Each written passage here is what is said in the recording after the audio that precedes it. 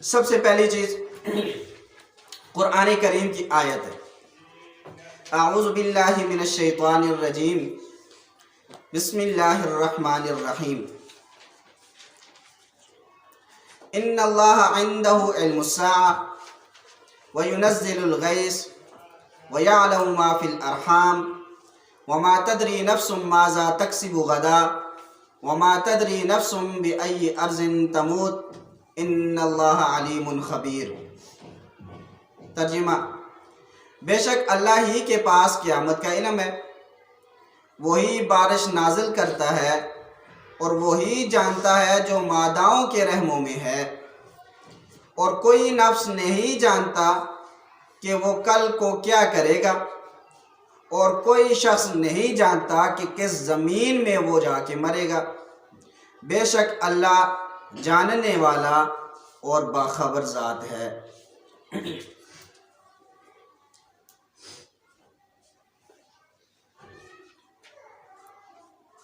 دیکھیں،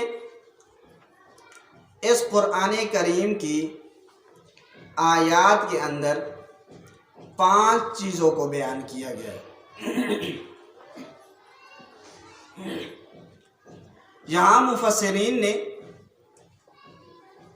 یہ بات لکھی ہے کہ اس آیت کا ہرگز یہ مطلب نہیں ہے کہ صرف ان 5 باتوں کا علم اللہ کے پاس ہے، باقی اور باتوں کا علم اللہ کے پاس نہیں، بلکہ حقیقت یہ ہے کہ اللہ کو بہت زیادہ باتوں کا علم ہے، اتنی زیادہ باتوں کا علم ہے کہ ہمارا وہم و گمان بھی وہاں تک نہیں پہنچ سکتا۔ تو غیب کی صرف ان 5 باتوں کا تذکرہ یہ اس وجہ سے کیا ہے کہ عام طور پر لوگ یہ بات کہتے ہیں کہ یہ 5 چیزیں ایسی ہیں کہ ان کا علم تو فلاں کو بھی ہے، اس کا علم تو فلاں کو بھی ہے۔ تو اس وجہ سے قرآن کریم نے، اللہ تعالیٰ نے ان کے اس دعوے کو رد کرتے ہوئے فرمایا کہ یہ 5 چیزیں جن کا تم دعویٰ کرتے ہو کہ ان کا علم فلاں کے پاس ہے، حقیقت یہ ہے کہ فلاں کے پاس، کسی بھی مخلوق کے پاس علم غیب نہیں ہے۔ غیب کا علم صرف اور صرف یہ اللہ تعالیٰ کی ذات کے پاس ہے۔ فرمایا نمبر 1، ان اللہ عنہ علم الساعہ، بے شک اللہ تعالیٰ کے پاس قیامت کا علم ہے۔ قیامت کا حتمی وقت کب آئے گا، اس کا علم صرف اور صرف اللہ تعالیٰ کی ذات کے پاس ہے۔ ایک ہے آثار قیامت، علامات قیامت، وہ علیحدہ چیزیں ہیں، وہ وحی کے ذریعے سے اللہ کے نبی صلی اللہ علیہ وسلم کو بتلایا گیا، اور وہی احادیث کی صورت میں ہم تک پہنچی ہیں، یا قرآن کریم کی صورت میں وہ ہم تک پہنچی ہیں۔ تو ایک ہے قیامت کا حتمی وقت، کہ قیامت کب آنے والی ہے، تو یہ علم صرف اور صرف اللہ تعالیٰ کی ذات کے پاس ہے، اس کے علاوہ کسی کے پاس نہیں۔ نمبر 2، وَيُنَزِّلُ الْغَيْثَ، بارش کب نازل ہوگی، اس کا علم بھی صرف اور صرف اللہ تعالیٰ کی ذات کے پاس ہے، باقی کسی کے پاس نہیں۔ یہ جو سیاستدان وغیرہ بتاتے ہیں، تو یہ بات ذہن میں رکھیں، یہ آگے بات آ جائے گی، اس میں اس کو بیان کر دیا جائے گا۔ وَيَعْلَمُ مَا فِي الْأَرْحَامِ، اور نمبر 3، جو ماداؤں کے رحموں میں ہے، وہ صرف اور صرف اللہ تعالیٰ کی ذات ہی جانتی ہے۔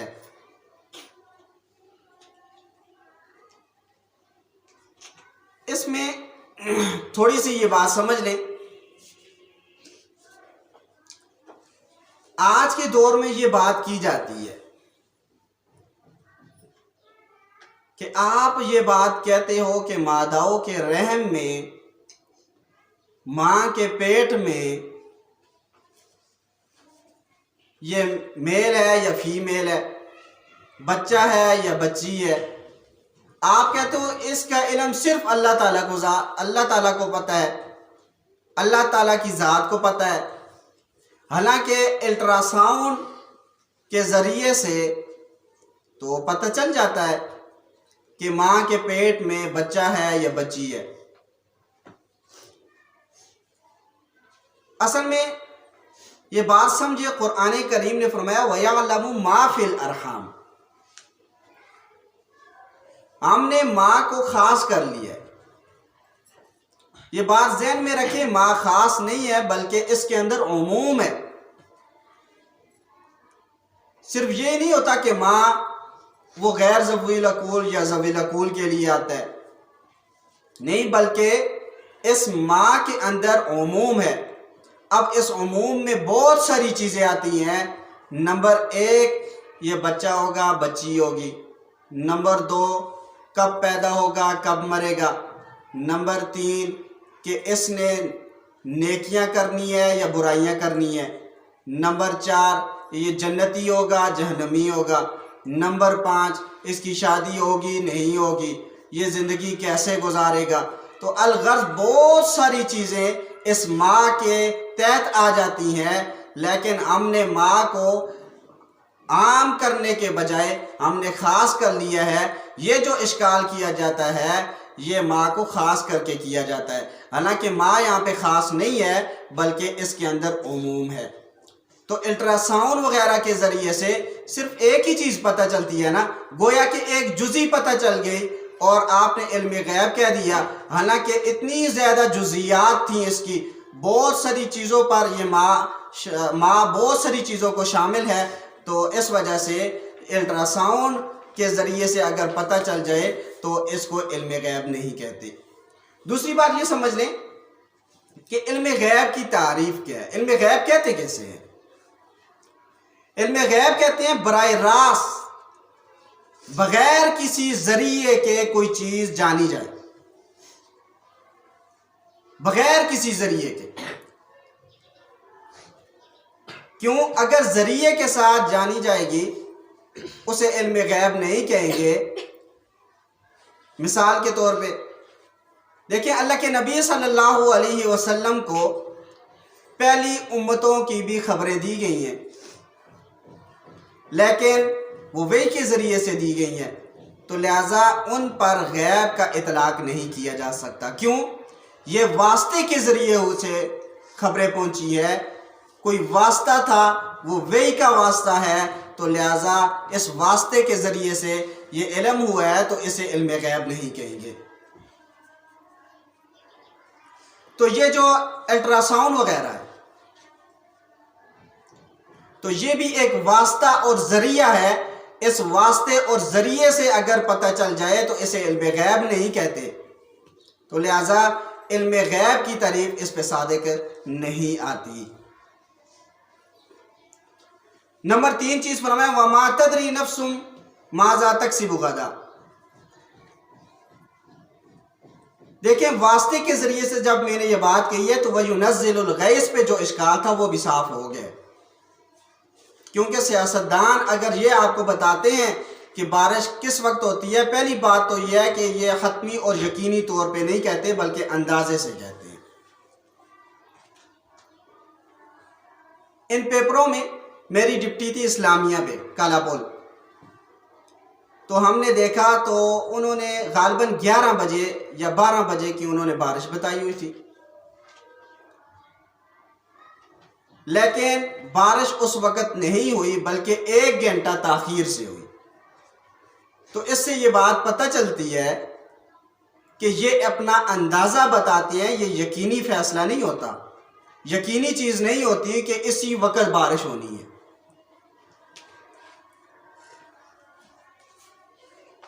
دوسری چیز، یہ ذریعے اور واسطے کے ذریعے سے معلوم کر رہے ہیں، لہذا اسے علم غیب نہیں کہتے۔ نمبر 3 وَمَا تَدْرِي نمبر 4 وما تدری نفس ماذا تکسب غدا، کوئی نفس نہیں جانتا کہ وہ کل کو کیا کرے گا، ایک سیکنڈ کا پتہ نہیں ہے تو کل تو ہے ہی دور ہے۔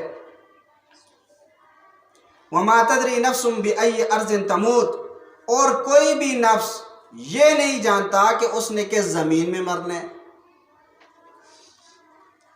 اب دیکھیں کتنے حادثات پیش آتے ہیں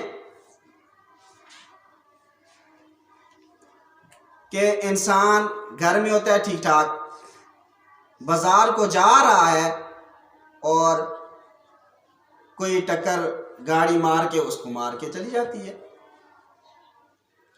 اب اس کو یہ بات پتہ ہوتی کہ میں نے کس زمین میں مرنا ہے تو وہ جاتا ہی نہ۔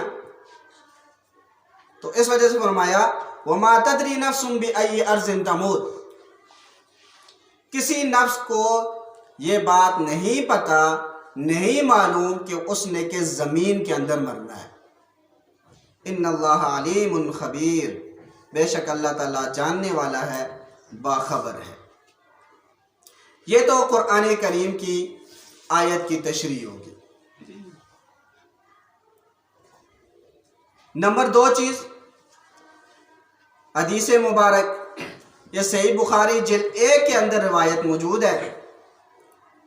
عبداللہ بن عمر رضی اللہ تعالیٰ عنہ اس کے راوی ہیں۔ عبداللہ بن عمر رضی اللہ تعالیٰ عنہ فرماتے ہیں کہ ان رسول اللہ صلی اللہ علیہ وسلم قال، کہ بے شک نبی علیہ السلام نے فرمایا من ستر مسلما سترہ اللہ یوم القیامہ، جو شخص کسی مسلمان کی پردہ پوشی کرتا ہے اللہ تعالیٰ قیامت والے دن اس کے گناہوں کی پردہ پوشی فرمائیں گے۔ اس سے پتہ چلا کہ اگر کسی بہن کو دوسری بہن کے بارے میں کوئی ایسی بات پتہ چلی ہے جس کے ظاہر کرنے میں اس کی بے عزتی ہے، اس کے لیے شرمندگی کا باعث ہے، تو اسے چاہیے کہ وہ اس کی بات کو چھپائے رکھے۔ جب وہ اس بات کو چھپائے گی تو قیامت والے دن اللہ تعالیٰ اس دوسری بہن کے گناہوں کو بھی چھپائے گا، کیونکہ ہر انسان سے کوئی نہ کوئی گناہ تو ہو ہی جاتا ہے۔ معصوم ذات وہ صرف اور صرف انبیاء کی ذات ہے۔ تو اس وجہ سے جو بھی بہن دوسری بہن کے عیب کو چھپائے گی تو اللہ تعالیٰ کل قیامت والے دن اس کے گناہوں کی پردہ پوشی فرمائیں گے۔ یہاں ایک بات یہ بھی ذہن میں رکھیں اور یہ سمجھ بھی لیں، اگر وہ بات ایسی ہے، اس بات کو اگر وہ ظاہر نہیں کرتی تو دوسری بہن کو تکلیف ہوتی ہے اس سے، تو اب اس پر ضروری ہے کہ وہ اس بات کو ظاہر کرے۔ مثلا ایک عورت ہے، اس نے کہا کہ میں فلاں جو عورت ہے نا اسے یہ تکلیف دے کے آؤں گی۔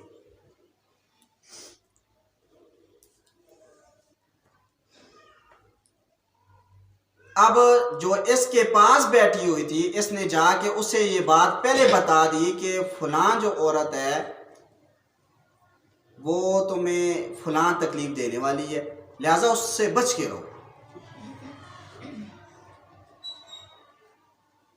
تو لہذا اب اس عورت کو چاہیے کہ اب اس کی اس بات کو چھپائے نہ، بلکہ دوسرے پہ اس بات کو ظاہر کر کے دوسری پہ۔ کیوں؟ اس کی وجہ یہ ہے کہ اب اگر یہ اس کو روکے گی نہیں تو دوسری کو بھی تو تکلیف ہوگی، تو لہذا دوسری کی تکلیف کو دوسری کو تکلیف دینے سے بچانا اب اس پہ بھی لازم ہے۔ اسی طرح ایک لڑکی ایسی ہے کہ اگر آپ دیکھتی ہیں کہ اگر اس کو ابھی کنٹرول نہ کیا گیا تو آئندہ کے لیے وہ اپنے والدین کو بڑی کسی مصیبت میں مبتلا کرنے والی ہے، بڑی مصیبت میں مبتلا کر دے گی۔ تو اب آپ پر لازم ہے کہ اس کے والدین کو جا کے بتائیں کہ اس کا کردار کوئی ٹھیک نظر نہیں آ رہا، تو لہٰذا اپنی بچی کی عصمت کی حفاظت کریں۔ تو اس بات کو چھپانا آپ پہ لازم نہیں ہے۔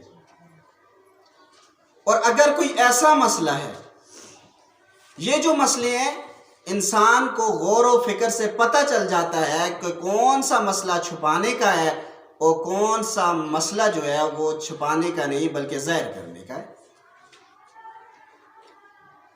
اگر پھر بھی کوئی ایسا مسئلہ پیش آ جاتا ہے کہ آپ فیصلہ نہیں کر پاتی کہ اس مسئلے کو چھپاؤں یا اس مسئلے کو ظاہر کروں، اس کا اظہار کروں، تو آپ کسی مفتی اور عالم یا عالمہ سے پوچھ لیں، پھر اس کے مطابق آپ اس پہ عمل کریں۔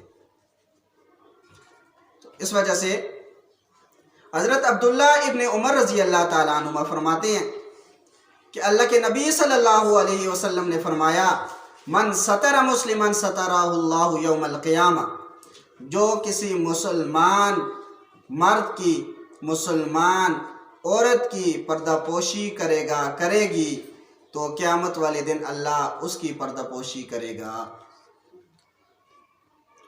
نمبر 3 چیز عقیدہ۔ ہر چیز کا وجود اور عدم یہ اللہ کے قبضہ قدرت میں ہے۔ ہر چیز کی کیفیت، خاصیت اور اس کی تاثیر کا ہونا اور نہ ہونا بھی اسی کے اختیار میں ہے۔ وہ مسبب الاسباب ہے۔ کائنات کے اسباب اسی کی مخلوق ہیں اور اسباب کی سببیت بھی اس کی مخلوق اور اسی کی مشیت کے تابع ہے۔ دنیا کی کوئی چیز اپنی ذات میں مؤثر نہیں، نہ لطف و ثواب میں اور نہ قہر و عذاب میں۔ وہ جسے چاہے عزت دے اور یہ اس کی رحمت ہے، اور جسے چاہے ذلت و مصیبت دے یہ اس کی حکمت ہے۔ اس میں کوئی نہ کوئی حکمت ہے۔ وہ مالک الملک ہے، جسے چاہے اختیار اور اقتدار دے اور جسے چاہے چھین لے۔ دیکھیں، اللہ ہر چیز کا خالق ہے، اور جو اس چیز کے اثرات ہیں وہ ان کا بھی خالق و مالک ہے۔ مثلا آگ ہے، اس کی تاثیر ہے جلانا۔ اللہ تعالیٰ آگ کا بھی خالق ہے اور اس کی جو تاثیر جلانا ہے اللہ تعالیٰ اس کا بھی خالق ہے۔ اب دیکھیں، ابراہیم علیہ السلام کو آگ میں ڈالا گیا، حالانکہ آگ کی تاثیر تو جلانا تھی۔ جیسے آگ یہ اللہ تعالیٰ کی مخلوق ہے، ایسے ہی اس کی تاثیر یہ بھی تو اللہ تعالیٰ کی مخلوق ہے۔ تو لہٰذا جب ابراہیم علیہ السلام کو آگ میں ڈالا گیا تو قرآن کہتا ہے، قُلْنَا يَا نَارُ كُونِي بَرْدًا وَسَلَامًا، یا نار کونی بردم و سلامہ، اے آگ ٹھنڈی بھی ہو جا اور سلامتی والی بھی ہو جائے۔ ایسی ٹھنڈی نہ ہو کہ سردی محسوس ہو، بلکہ سلامتی والی بھی ہو جائے۔ اب دیکھیں، آگ کے اندر تاثیر جو ہے یہ اللہ تعالیٰ کی قدرت میں تھی، تو لہٰذا اس آگ کی جو تاثیر ہے اس نے اپنا اثر پھر نہیں دکھایا۔ اسی طریقے سے چھری ہے، چھری کا جو اثر ہے وہ کاٹنا ہے، اور ایسا ممکن ہے کہ اس کی تاثیر نہ دکھائی جائے، یہ اپنی تاثیر نہ دکھائے۔ جیسے اسماعیل علیہ السلام کو حضرت ابراہیم علیہ السلام نے چھری کے نیچے رکھا ذبح کرنے کے لیے، لیکن وہ چھری نہ چلی۔ تو جیسے اللہ تعالیٰ کی ذات ان تمام چیزوں کی خالق ہے، تمام چیزوں کا وہ مالک ہے، تمام چیزوں پر وہ قادر ہے، تو بالکل اسی طرح یہ جو چیزیں ہیں ان کی جو تاثیر ہے اللہ تعالیٰ ان پر بھی قادر ہے۔ اللہ تعالیٰ اگر ان کی تاثیر کو روکے تو اللہ تعالیٰ روک سکتے ہیں، اور یہ ممکن ہے۔ نمبر 4 مسئلہ غسل کے فرائض اور سنتیں۔ غسل کے فرض 3 ہیں۔ اگر غسل فرض ہو، نمبر 1 کلی کرنا، یہ کلی کرنا یہ گرگرہ کے ساتھ ہے، گرگرہ کرے۔ نمبر 2 ناک میں پانی ڈالنا، ناک میں پانی ایسے ڈالے کہ چلو میں پانی لے اور لے کے پھر اس کو کھینچے ناک کی طرف، تاکہ وہ ناک کی جو ہڈی ہے اس تک پانی پہنچ جائے۔ نمبر 3 سارے جسم پر ایک مرتبہ پانی بہانا۔ یہ غسل کے 3 فرض ہیں۔ غسل کی سنتیں یہ 9 ہیں۔ نمبر 1 بسم اللہ پڑھنا۔ یہ بات ذہن میں رکھیں، واش روم کے اندر جا کے بسم اللہ نہیں پڑھنی، بلکہ واش روم کے اندر جس وقت کوئی عورت داخل ہو رہی ہو یا مرد داخل ہو رہا ہو تو اس وقت یہ بسم اللہ پڑھ کے داخل ہو۔ نمبر 2 دونوں ہاتھ دھونا۔ نمبر 3 بدن کے جس حصے پر نجاست لگی ہو اس کو دھونا۔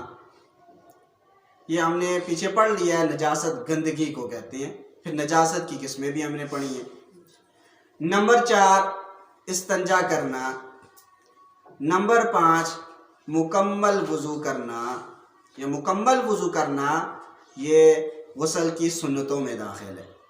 نمبر 6 پہلے سر پر، پھر دائیں اور پھر بائیں کندھے پر پانی بہانا۔ اور نمبر 7 پے در پہ غسل کرنا، پے در پہ لگاتار غسل کرنا۔ نمبر 8 جسم کو مل کر دھونا۔ مل کر دھونے کا مطلب یہ ہے کہ انسان تھوڑا سا رگڑ کر اسے دھو۔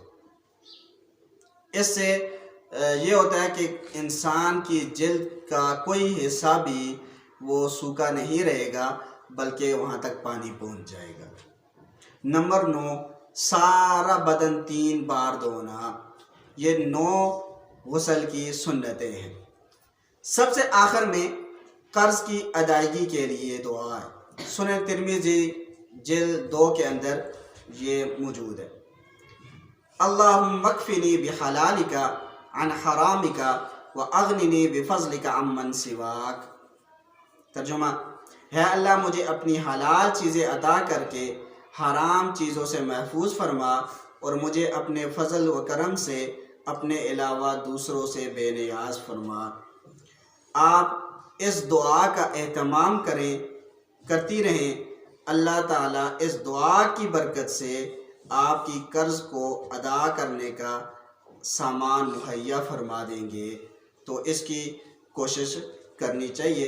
اگر کسی عورت پر اور یا کسی مرد پر قرض ہو تو اس دعا کو اہتمام کے ساتھ پڑھے، تو انشاءاللہ تو اللہ نے چاہا تو اس کے قرض کو ادا کرنے کا اللہ تعالیٰ کوئی ذریعہ بنا دیں گے، جس کی وجہ سے اس کا قرض ادا ہو جائے گا۔